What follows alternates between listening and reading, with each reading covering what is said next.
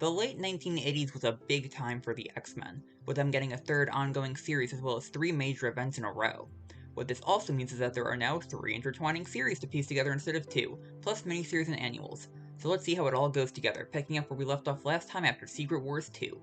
The first era of this period is the Mutant Massacre era, featuring the violent Mutant Massacre crossover and all the events leading to it. The first series you should read, though, was Ann Nocenti's Longshot miniseries. While it doesn't have the X-Men, both Longshot and his villain Mojo will become major characters, so it's best to get it out of the way here. Following that is Avengers number 263 and Fantastic Four number 286, a two-part story that resurrects Jean Grey after her death in the Dark Phoenix saga 6 real-world years prior. This transitions cleanly into X-Factor number 1 through 7, followed by their first annual, which sees the reunion of the original 5 X-Men following Jean's resurrection and Cyclops' ousting from the X-Men in X-Men 201. This is such a reunion that Beast even loses his blue hairy form and reverts back to his human one. Initially written by Bob Layton and then by Louise Simonson starting with issue 6, X-Factor sees the original team form a fake mutant hunting team so they can easily find and save mutants. They do save a few, namely Rusty and Skids. This is followed up by New Mutants number 38 through 45, which follows the team as they recover from Secret Wars 2. X-Men number 204 through 210 also follow up Secret Wars 2, before continuing into Rachel Summers' departure and the beginning of the Mutant Massacre. New Mutants Annual number 2 and X-Men Annual number 10 are next, though, a brief interlude adding Longshot and Psylocke to the X-Men. Well, Longshot isn't actually in the Mutant Massacre, but the annuals had to go here because Psylocke is. Similarly, X-Factor number 8 takes place during X-Men 209, then X-Factor 9 and 10 immediately follow, starting the Mutant Massacre in full force. This doesn't leave a lot of room for the X-Men and New Mutants annuals, but you just kinda have to go with the flow. The Mutant Massacre has the villainous Marauders slaughtering the peaceful Morlocks, and their violence zigzags between X-Factor and X-Men, but it's easier to read the two series in full rather than alternating. Power Pack number 27 and Thor number 374 fill in more details on the X-Factor half of the Mutant Massacre, which concludes in X-Factor number 11 and leaves Angel crippled. The X-Men then deal with the Mutant Massacre in issues 211 through 214, with New Mutants number 46 sandwiched in between 211 and 212. It also ends on a massive cliffhanger that opens the next era, with the Mutant Massacre closes. The next era is the Fall of the Mutants, leading up to, well, the Fall of the Mutants crossover. This era is less intertwining, but is very thematically connected. First is New Mutants 47 through 52, wrapping up the crossover from last era by sending the New Mutants on a time and space adventure. Following that is a set of X-Factor issues showing the aftermath of the Mutant Massacre for the team, namely the apparent death of Angel and the introduction of the 4 Horsemen of the Apocalypse. They also get a few new wards, notably Boom Boom, who vanishes in issue 17, and Richter, who joins the same issue. His absence in the second annual is what places it before issue 17. The X-Men recover from the Mutant Massacre in issues 215 through 219, which sees Kitty Pryde, Nightcrawler, and Colossus leave the team due to their injuries suffered in the Mutant Massacre. To counteract this, Longshot officially joins, as do Havoc and Dazzler, the latter the X-Men save from the Marauders. The 11th Uncanny X-Men Annual goes here, followed by 2 miniseries, Fantastic Four vs. X-Men and X-Men vs. Avengers. Fantastic Four fits better first, wrapping up Kitty Pryde's recovery, while X-Men vs. Avengers focuses on Magneto and isn't super important going forward. The last pit stop before the lead-up to Fall of the Mutants starts in full is New Mutants Annual number 3, starring Warlock as he battles the Impossible Man. New Mutants number 53 through 57 then begin the lead-up to Fall of the Mutants, with Sunspot and Warlock taking a leave of absence from the team, while Karma and Magic leave for good, Magma to join the antagonistic Hellions. The New Mutants do befriend Birdbrain, a mysterious bird person. Louise Simonson also starts writing the book with issue 55.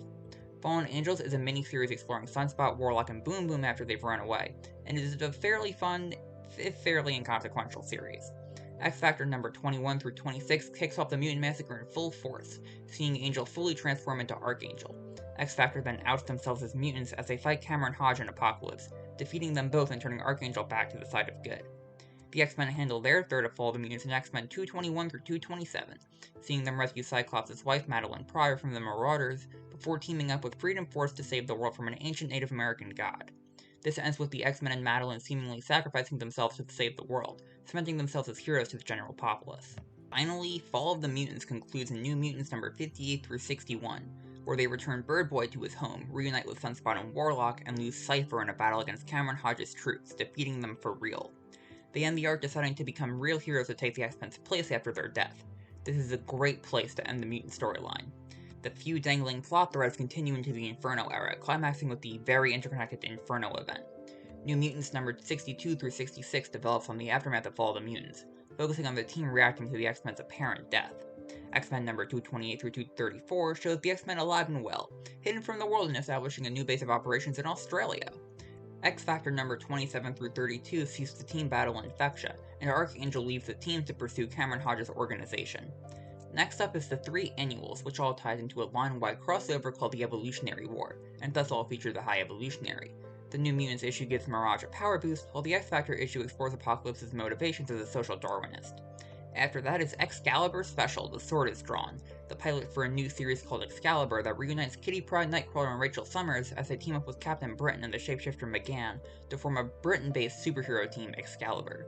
This is followed by the first 5 issues of their ongoing series written by Chris Claremont, which sees them battle Mojo and other threats.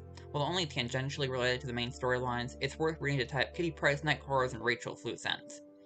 X-Men 235 through 239, X-Factor 33 through 35, and New Mutants 67 through 70 can be pretty much read in any order, being standalone stories that all end on the precipice of Inferno.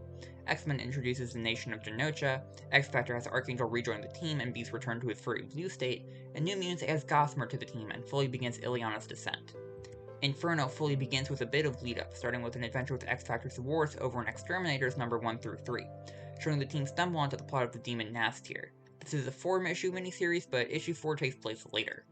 Following that is X-Men 240 through 241, completing Madeline Pryor's descent into the evil Goblin Queen at the hands of Nastir and her taking havoc with her.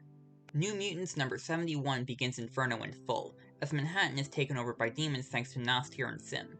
X-Terminators number 4 runs alongside New Mutants number 72, but it makes more sense to do X-Terminators first so New Mutants can go right into issue 73, the finale of their half of the storyline, where Illyana sacrifices herself to stop Sim from taking over the world.